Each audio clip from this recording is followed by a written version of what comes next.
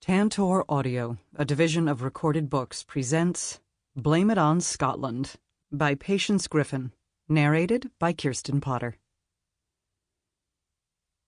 1. Along the dark roads of the Highlands, Tuck MacBride sped toward the small fishing village of Gandiegow, cutting it close, again. It wasn't as if he was doing it on purpose. His luck was, as such, he found himself in these predicaments more often than he liked. He'd left the pub in Inverness with plenty of time to get back, catch a nap, and still help John Armstrong on his fishing boat today. But when Tuck had climbed into his auto to leave, he'd closed his eyes for only a moment before the long drive back to the village. He'd woke with a start, with barely enough time to make it to Gandiegow. He checked his watch again. Oh, crap. He pressed down harder on the accelerator. Inverness should have been fun, a diversion, but it turned out to be just as boring as the last time and the time before that. In moments like these, alone and in the dead of night, Tuck had to admit he had no real purpose to latch on to. Everyone mistakenly assumed he moved from place to place and from job to job because he was bored. They thought he longed for adventure, that he was one of those guys who enjoyed pulling up stakes to satisfy his wanderlust. They were wrong. He'd been running away for so long that it felt more natural to go than to stay. His brother Andrew, Gandiegow's Episcopal priest, had an inkling of what drove Tuck to do the things he did, possibly the only one in the world who understood.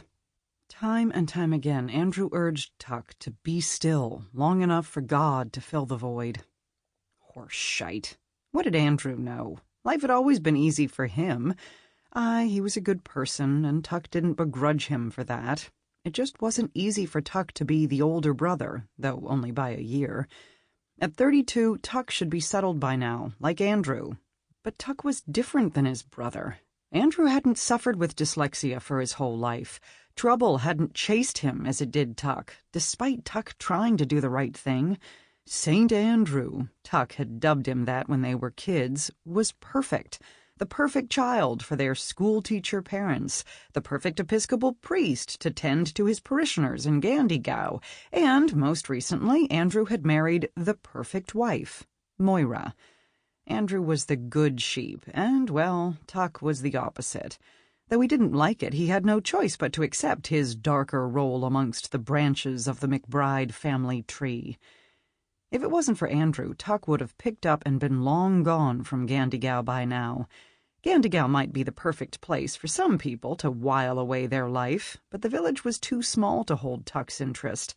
He'd tried, really tried, to make a go of it and stay on the northeast coast of Scotland for Andrew's sake. But from the start, it had felt as if the cards were stacked against Tuck. 7 months ago, when he'd arrived in Gandiegow, Tuck had been ostracized for missing Andrew and Moira's wedding. Yeah, he'd cut it close then, too, and unfortunately missed the ferry off the Isle of Lewis. Some might say he'd done it on purpose. And maybe he should have caught the next one to at least make an attempt, but he hated weddings. Wasn't it enough for everyone that he'd been willing to sacrifice his principles for Andrew and at least make an effort to attend his nuptials? Tuck glanced in the rearview mirror as if seeing into the past, and scoffed. Those sacred vows and the wedding registry weren't worth the paper they were written on. At one time, he'd believed in marriage, the binding of two souls, but that was before his heart had been betrayed and stomped on. Witnessing two people standing up in front of the kirk, willingly chaining themselves to each other, wasn't Tuck's idea of a good time. But, out of deference for Andrew and his bride, Tuck had gone to the pub that night in Stornoway and raised a glass to Andrew and Moira. And, instead of rushing to Gandiegow, Tuck had taken a short-term fishing job. Hindsight was a taunting bitch. If he'd known the consequence of not going right away, he may have done things differently. He didn't want to admit it, but deep down he knew he'd crossed a line by not standing up with Andrew at his wedding. But eventually Tuck had come to Gandiegow, and then stayed way beyond what was comfortable for him, especially since everything had been bollocksed from the start. Being late this morning would only confirm Gandiegow's opinion of Tuck. He took the next bend in the road too fast, skidded a little, but the Almighty must have been rooting for him. He came out of the curve just fine. Never in a million years did Tuck imagine Gandiegow would make such a stink about him missing the wedding. To them, it was a capital crime. The townsfolk let him know from the start that he was lower than the mud on their work boots, and since then, Tuck had been accused of a lot of things: filching pies, stealing wellies from the general store, and making off with the virtue of more than one woman in the village. Okay, the part about the women might be somewhat true, but every lass he'd bedded had been willing, and he'd made it clear with each one, too, he would never come close to proposing marriage again. Sometimes when he lay awake at night, he wondered at Andrew and Moira. Those two made marriage look easy and fun. But Tuck wasn't kidding himself. He would never marry. His past had proved marriage wasn't in the cards for him. "Good for Andrew and Moira," he said to no one as he rounded the top of the hill. On autopilot, it barely registered there was a car sitting cockeyed in the middle of the deserted road until he had to throw on the brakes. Holy crap! Adrenaline flooded his system. He barely missed the stationary vehicle. His own auto slid sideways, nearly tumbling into the gully before coming to a complete stop. For a full minute, Tuck couldn't pry his hands from the steering wheel as his headlights illuminated a field of spring barley. Finally, he looked over at the other vehicle. He jumped out, ready to give the driver a piece of his mind, but 2 steps from his vehicle he saw a figure slumped over the steering wheel. He ran the rest of the way and yanked the door open. "Thank heaven," the man said weakly as he lifted his hand. With his other hand, he clutched his chest and labored to breathe. Heart attack was Tuck's first thought. "Hold on there, I'll ring for help." He pulled out his mobile but had no signal. He cranked his head toward the road ahead and behind. No one was out. "Let's get you to the hospital."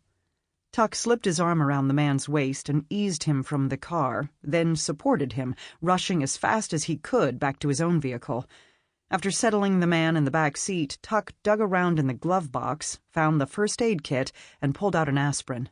"Here." The man opened his mouth, and Tuck dropped the pill inside. "Chew." Tuck wished he could sprout wings and fly over the curly, hilly byways of the Highlands. "What's your name?"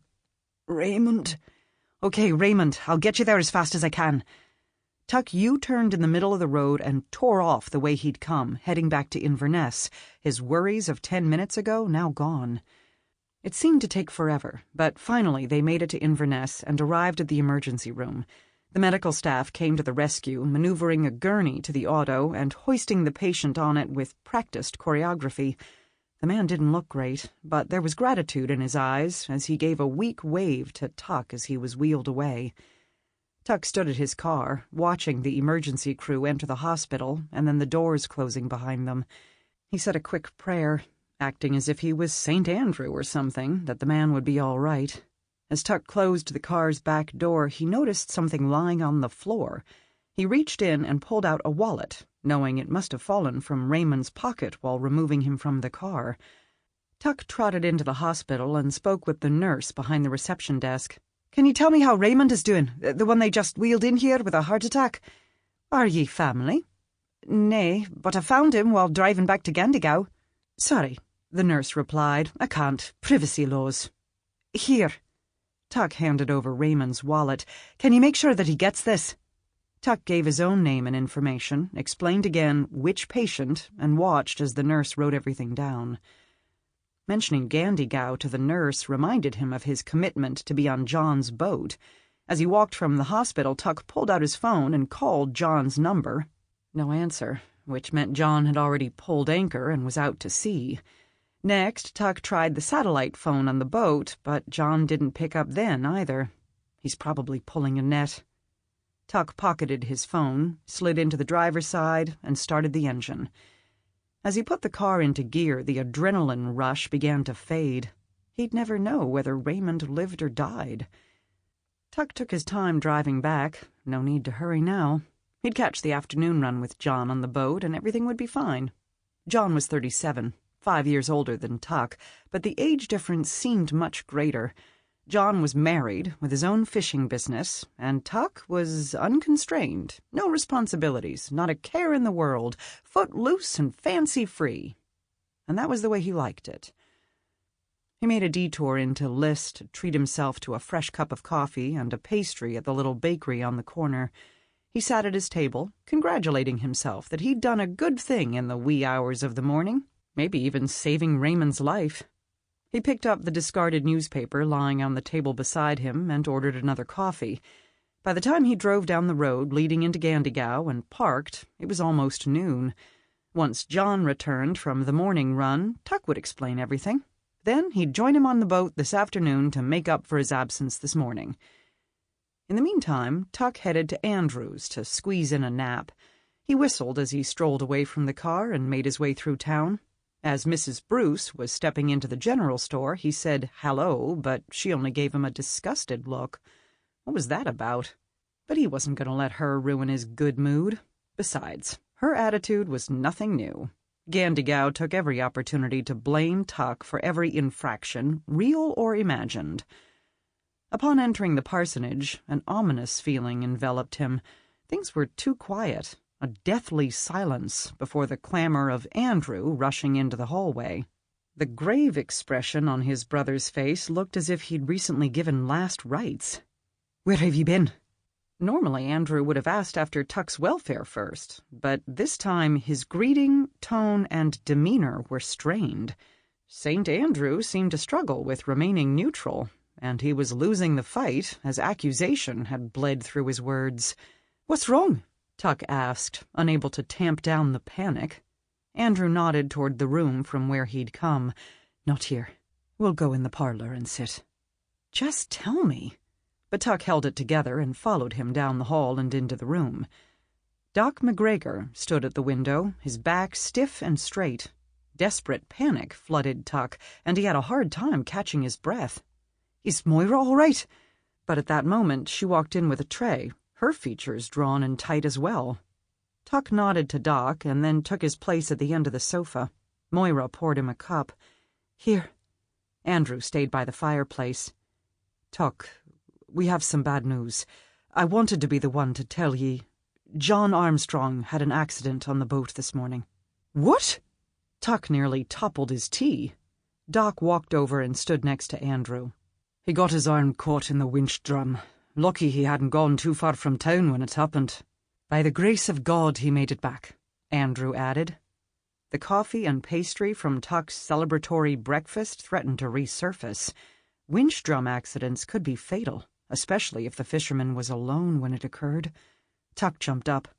"Where is he? Is he going to be okay?" Andrew stepped forward and laid a hand on Tuck's shoulder, his brother having only compassion in his voice now and pity in his eyes. "He's at the hospital." Doc nodded. "Half the town has gone to Inverness to be there with him and Maggie." "His arm?" Tuck asked. "Can they save it and sew it back on?" Television dramas did that sort of thing all the time. Doc shook his head with finality. "Gone. There wasn't anything left to save." "Oh, God!" Tuck collapsed back on the sofa, and Moira wrapped a quilt around his shoulders.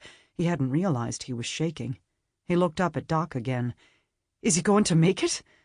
Doc's lips pursed together as hesitation flickered in his eyes. He seemed to be searching for the right words. "The next 72 hours are critical. We'll take you to the hospital," Andrew offered. "No!" Tuck nearly yelled.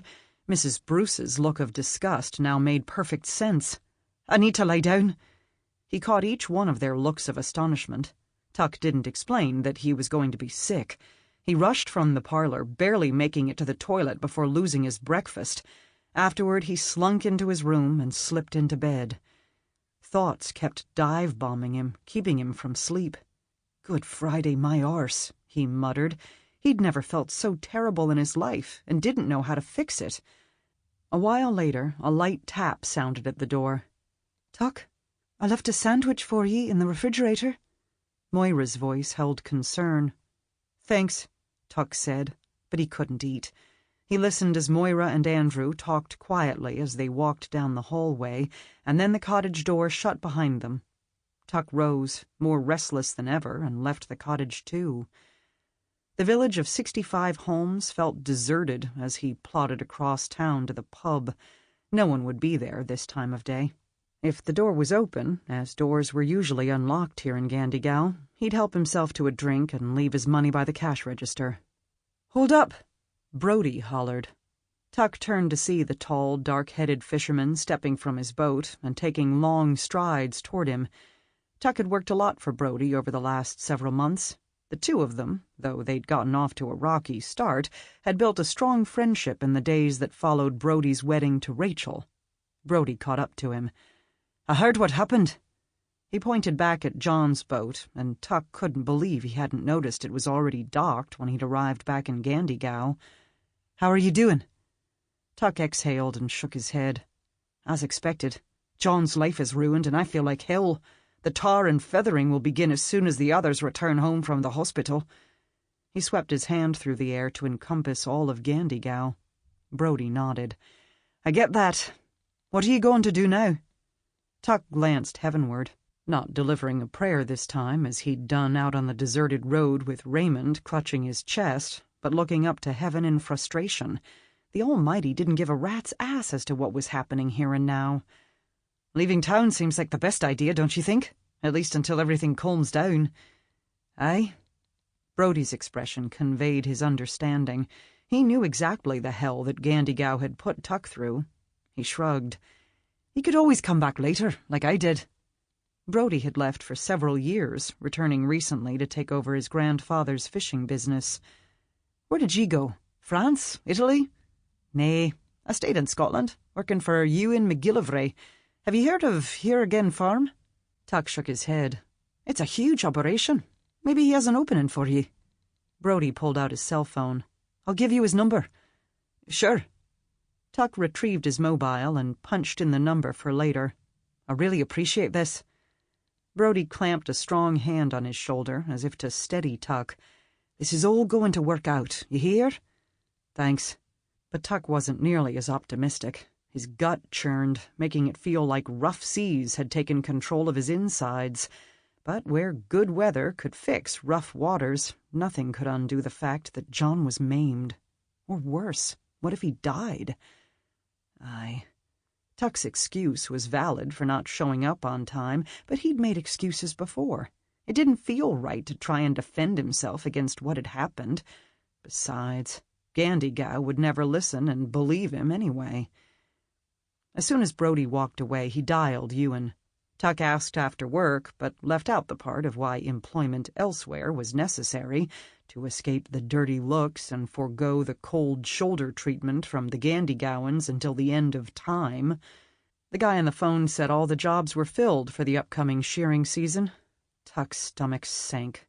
There would be no escape to Here Again Farm. He went mute. Ewan cleared his throat, breaking the silence. "Do you have any tinkering experience?" "Aye, I filled in for Gandiegow's tinker when he was sick this past winter." "Excellent! My cousin Hugh just asked if I knew of anyone who could babysit the weaving machines at his wool mill. He's owner of the mill and laird there in Whussendale." "Can I get his number?" Tuck jotted it down on his hand, thanked Ewan, then hung up. As Tuck dialed Hugh, Andrew came out of the kirk and noticed him. "Crud." Then Andrew walked in his direction. "Double crud." Tuck shut down the call before he finished dialing. He probably wouldn't get the job anyway. "Any word on John?" Tuck asked. Andrew shook his head. "Not yet, but I wanted to talk to you. Alone." Tuck sighed. "A sermon?" "Of sorts." "Great." No one could beat Tuck up more than he was already thrashing himself. Wasn't his brother smart enough to know that? "It's not what you think," Andrew said. "I just want to say, if you're thinking of leaving, don't. Stay and see this through. Moira and I will be by your side the whole way." "I know that." But Tuck worried what his brother and Moira would suffer if they supported him in this disaster. They would surely be ostracized, too. Andrew's expression said he was reading Tuck's mind. His words confirmed it. "The people here are good, hard-working folks. Give Gandiegow a chance to show ye they can be reasonable." But the townsfolk hadn't been reasonable with Tuck from the moment he stepped into the village. Tuck wasn't a perfect man like his brother. He was flawed, seriously flawed, and now John had to pay for Tuck's mistakes. "I've never asked anything from ye. Andrew said. "Stay, please. For me?" Tuck was so conflicted, but he found himself answering anyway. I'll stay. Thank you." Andrew gave Tuck the validation he could never find within himself. "You could help me get ready for this evening's service." "It's probably best if I don't attend." "Nonsense. Good Friday is all about mistakes and the promise of redemption. You have to be there." But Tuck didn't go to the service of the kirk after all. Instead, he headed to John's boat, the Indwaller, intending to handle the nets alone. It was a gutsy move, as none of the Armstrong brothers would thank him for taking out their fishing boat and catching their catch for them. But Tuck owed John, and the least he could do was to look after their family fishing business when they couldn't. As Tuck stood on the dock, it wasn't lost on him that what he planned to do was dangerous. Go out fishing alone, the reason John had lost an arm to the sea today. Tuck shuddered. He should have been there to prevent John's accident. For all he knew, Raymond had died from his heart attack, and John's arm being lost would have been for nothing. Tuck stepped aboard the boat, his hand automatically reaching up to make contact with the cross hanging on the mast, an Armstrong tradition. He pulled away, as if the wooden talisman might burn. John Armstrong and his brothers lay stock in the power of the cross, especially when it came to fishing, and Tuck had always abided the ritual. But today, he couldn't touch the cross. Not today. Maybe not ever again. Tuck had been so consumed in his own thoughts that he hadn't noticed the blood covering the deck. Crimson, enough to be deadly. Again, he felt sickened at how he'd failed John. He really did want to run, far away. Instead, he threw the roped bucket overboard and hauled up water to clean the deck and the winch drum. With everything he had, he began scrubbing each plank. God, if only his own sins could be washed away this easily. 2. Tuck pulled up to the fishing grounds and dropped anchor by the first buoy. The sea breeze caressed his face, and water stretched out in all directions for as far as he could see. It felt good to be beyond the disapproving faces of the villagers of Gandiegow. The only problem was that his own guilt followed him, an unwelcome stowaway. As he pulled out the logbook, an idea came to him. Since John couldn't do it, Tuck would take his place on the boat. Not as captain, of course, but as an extra body to help out, at least until John could return to fishing. But Tuck needed to do more. With John out of commission for a while, how would the Armstrongs survive? Tuck had done all kinds of odd jobs around Gandiegow. Surely he could land something steadier so he could funnel money to help John, Maggie, and the kids. Aye, it was a good plan, and he felt better. By the time he rounded the bend and headed into the harbor, the sun had gone down on Good Friday. Services were over. He couldn't help but feel that he'd both dodged the bullet and let his brother down by not being in his pew at the kirk. Gandiegow looked deserted, and Tuck guessed Andrew's words of redemption fell on few ears. It didn't matter. Redemption was a pipe dream anyway, only reserved for the lucky and the good. Seeing the town empty caused a cold chill to run down his spine. John must really be in trouble with so many Gandiegowans keeping vigil with Maggie, John's wife, at the hospital tonight. He pulled the Indwaller up to her post and tied her off. Instead of heading to the parsonage to eat and rest, he decided to find that extra job first.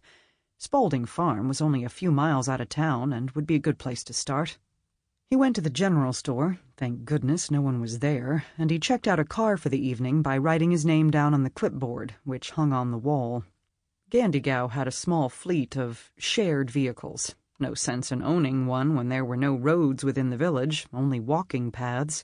There seemed to always be a spare available if the need for a car arose, like now. He hurried to the car park on the edge of town and got into his reserved vehicle. He felt relieved he hadn't been spotted, but as he closed the door, he heard Andrew yell, "Tuck, wait!" Not in the mood for more of St. Andrew's wisdom, Tuck put the car in gear and drove off to Spaulding Farm. Working at the farm would allow Tuck to keep his promise to Andrew, to stay in Gandiegow and see this through, and help the Armstrongs at the same time. Until now, Tuck was content to float from job to job, wherever he was needed in Gandiegow, tinkering or fishing mostly. Before yesterday, he liked keeping his options open. But things were different now. When he pulled up to Colin Spaulding's sizable cottage, he found the young gentleman farmer on his doorstep, ready to go in for the night. "Hey, Tuck, what brings you here?" His brows came together. "I heard about John." "From Ramsay?" Ramsay was the youngest of the Armstrong brothers and Colin's closest mate. "Aye," Colin said, with no blame in his voice. "Can we talk for a minute?" "Only if you'll stay for supper. Soup's in the slow cooker." Tuck's stomach rumbled as if it remembered just then that he'd missed a couple of meals today. "Aye, food sounds good." They walked in together, straight to the large kitchen, and took turns washing their hands in the farmer's sink. As Colin ladled their dinner into soup bowls, Tuck got right to it. "I'm after additional employment. Do you have any extra work that I can do?"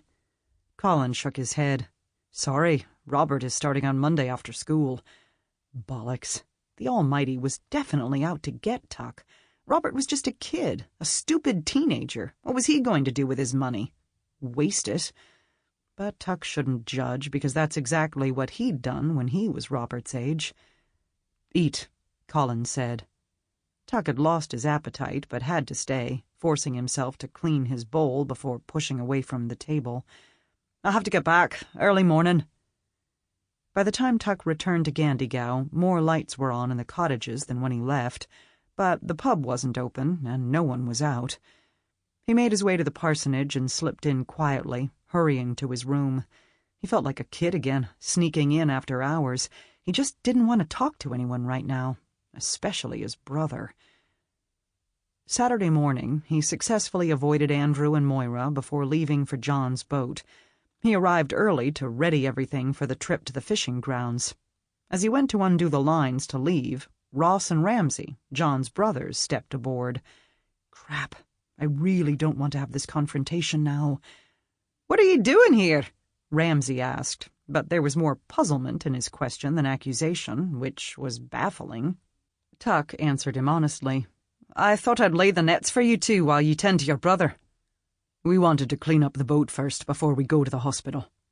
Ross glanced around, looking mystified, probably due to the sparkling deck.